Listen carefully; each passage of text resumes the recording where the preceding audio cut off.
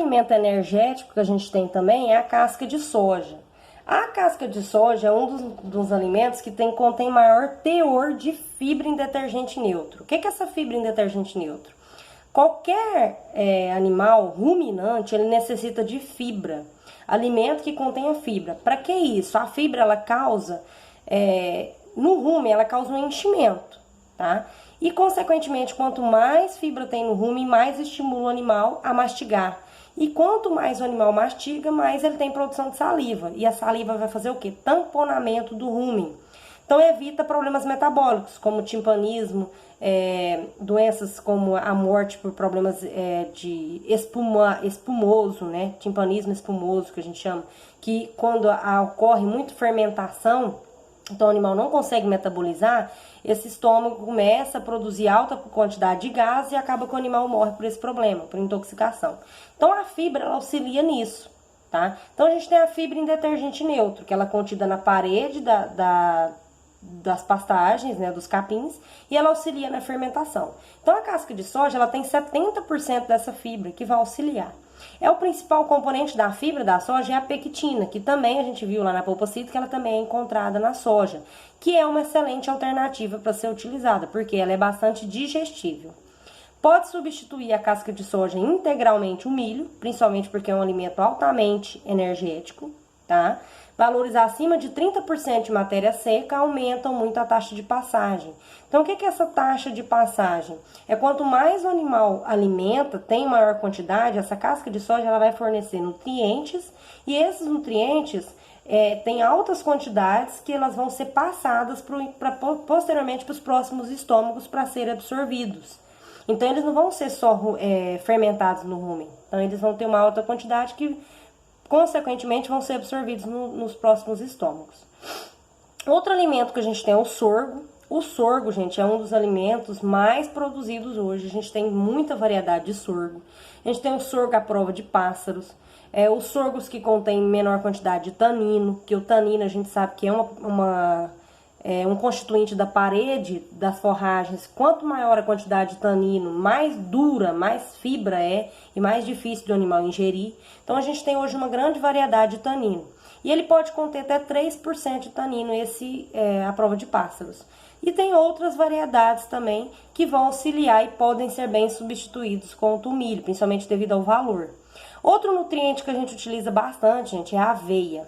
A aveia, ela é bastante utilizada mais na região do sul, e onde eles fazem o plantio direto, mas também eles são vendidos para Mato Grosso do Sul e Goiás. E conforme o passar do tempo vai aumentando a oferta, né? E a aveia é bastante utilizada, principalmente que é um alimento muito energético e muito bom para os animais. Outro nutriente energético também que a gente tem é o melaço. O melaço ele é muito utilizado como palatabilizante, ou seja, é uma fonte energética, e ele, além de ser, a gente fala palatabilizante, ou seja, é um alimento gostoso, que tem um gosto agradável para o animal. E ele é aromatizante, ou seja, é um subproduto da fábrica de açúcar, ele dá aquele cheiro, né, de doce e que atrai o animal. Ele pode ser utilizado tanto em líquido quanto em pó. É um alimento que contém muita quantidade de energia, tem uma umidade baixa, tem uma quantidade de carboidratos muito boa, de 50%, ele já tem proteína baixa, mas ele tem uma boa quantidade de minerais. Então, ele pode ser bastante utilizado. E ele atua também como uma função tamponante, ou seja, evita que o animal tenha problemas aí problemas metabólicos. Então, ele pode ser utilizado de várias formas, tá? E é um alimento extremamente energético. Outro alimento que a gente tem é o farelo de trigo. O farelo de trigo é um subproduto da indústria da farinha e que tem uma alta quantidade de fibra. No entanto, ele é um alimento muito perecível, ou seja, ele se rancifica muito rápido. Tá? Então, o alimento tem que ter cuidado para ser utilizado. Nos equinos, ele é bastante utilizado porque ele tem uma relação muito boa de cálcio e fósforo, tá? Principalmente para animais que necessitam de maior quantidade de energia, animais equestres, que a gente fala, né? Animais de corrida, animais de competição, tá? O farelo de trigo, ele tem um elevado nível de fibra, né? E ele auxilia muito na ruminação. Então, ele tem uma proteína digestível no rumen muito alta. E isso faz com que o animal tenha uma boa fermentação ruminal, tá?